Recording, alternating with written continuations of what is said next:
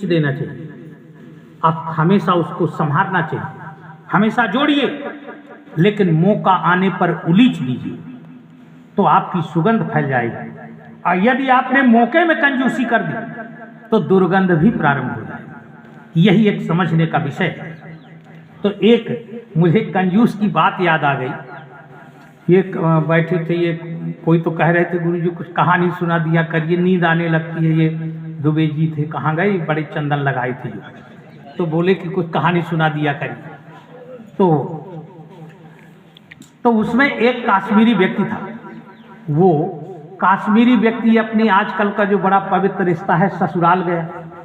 अब ससुराल जाने का एक नियम है कि ससुराल जब जाएं तो कुछ मिठाई उठाई लेके जाएं, ऐसे बैग लेके न चले जाएं, नहीं तो ससुराल में सम्मान नहीं मिलता। ससुराल में जब जाएं तो कुछ मिठाई उठाई के पैकेट वैकेट लेके जाएं। तो अब वो इतना कृपण था कि वो कुछ ले ही नहीं जा रहा था। तो सोचा चला तो सोचा कि एक स्टेशन उतरा, सोचा कि ना होगा तो जो मैं काजू की बर्फी लेता हूँ तो 800 रुपया किलो। अब 800 रुपये कहाँ निकले कृपण की, अब निकलवे न करें कंजूस की। फिर सोचा आगे चलूंगा तो ना होगा तो गुलाब जामुन ले लूंगा, उसमें भी पैसा लगा। फिर सोचा बर्फी ले लूंगा, फिर सोचा आगे चल के केक मिल्क ले लूंगा। ऐसे सोचते सोचते अब वो पैसा निकले, दुकान में जाए लौट आए। फिर गया एक दुकान में तो कहा ना होगा तो टॉफी ले लूंगा। तो टॉफी आखिर 5 रुपए से कम तो वो भी ना मिलेगी। अब 5 रुपए भी ना निकले तो टॉफी भी ना खरीदा। अब इसके बाद चलते चलते ससुराल के गांव के पास पहुंच गए। जब देखा तो वहां पर एक गन्ने का खेत लगा था। तो दिमाग लगाया, कहा कि यही गन्ना ना तोड़ लूं एक गठरी भर। तो तोड़ने लगा तो गांव के एक किसान का वो खेत था। तो गांव का किसान देखा कि कौन चोरी कर रहा है मेरे गन्ने के खेत में। वो गया, जब वहां जाके देखा तो कहा ये तो गांव में फलाने के दामाद हैं। तो पहले के समय में गांव में जात परजात किसी का दामाद हो तो पूरा गांव दामाद मानता। अब आज के युग में जो घर है के मान ले तो भागे यार। आज के युग में अब ये स्थिति। तो पहले वो पूरे गांव के दामाद मानते थे। तो वो कुछ नहीं बोला किसान बेचारा, कहा कि तोड़ लिए। तोड़ते तोड़ते एक गठरी भर बांध लिए। अब गठरी भर बांध करके अब चले ससुराल पहुंच गए। अब तो दमादे लल्ला आए। अब दमाद लल्ला का सास बहुत मानती है दामाद को। एक बात और बता दे, सास बहुत ज्यादा चाहती है दामाद को। तो दामाद लल्ला आए तो सास ने बड़ा स्वागत सत्कार किया दामाद लल्ला का। और दामाद लल्ला का स्वागत सत्कार करने के बाद वो गठरी रखी रही। सुबह रात्रि में कुछ नहीं बोले।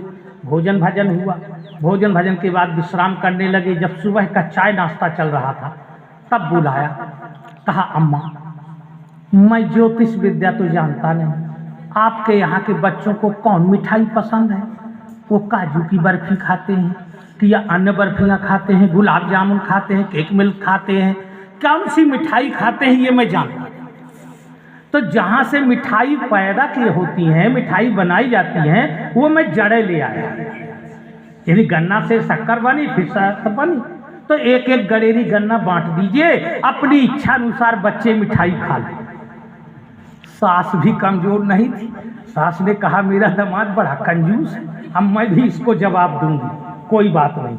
अब 1 दिन 2 दिन दामाद रुके तो जो चतुर दामाद होता है वो 3 दिन से ज्यादा ससुराल में नहीं रुकता। क्योंकि दामाद का सम्मान 3 दिन होता है, चौथे दिन नहीं होता। चौथे दिन दामाद गिरी गई, दामाद का सम्मान 3 दिन होता है। तो अब जब वो बड़ा चतुर था तो अब वो 3 दिन बीतने के बाद चौथे दिन जाने लगा। तो सास ने पहले रोकना चाहा, लेकिन कहा नहीं अम्मा जाएंगे, घर का काम धाम है। तो कहा ठीक है, तो दामाद लल्ला की अब विदाई होनी चाहिए। तो अब वो गई सास। तो उसके बगीचे में कपास के बीज लगे थे, कपास का विरवा था। तो 4-6 दाना कपास के ले आए और ले आकर के थाली में रखा, हल्दी चावल रखा। अब दामाद के टीका लगाया और दामाद के टीका लगा के 4-6 दाना कपास के दे दिए। तो कहा कि अम्मा ये क्या है? कहन हाँ बेटा, तुम मेरे बड़े पहले दामाद हो, बड़े दामाद हो। मैं ज्योतिष विद्या तो जानती नहीं कि तुमको कौन पोशाक पसंद है, कौन कपड़े पहनते हो। अरे तुम कोट टाई लगाते हो या शर्ट पैंट पहनते हो कुर्ता पायजामा पहनते हो या कुर्ता धोती पहनते हो, क्या पहनते हो ये मैं जानती नहीं, क्योंकि ज्योतिष विद्या पढ़ी नहीं।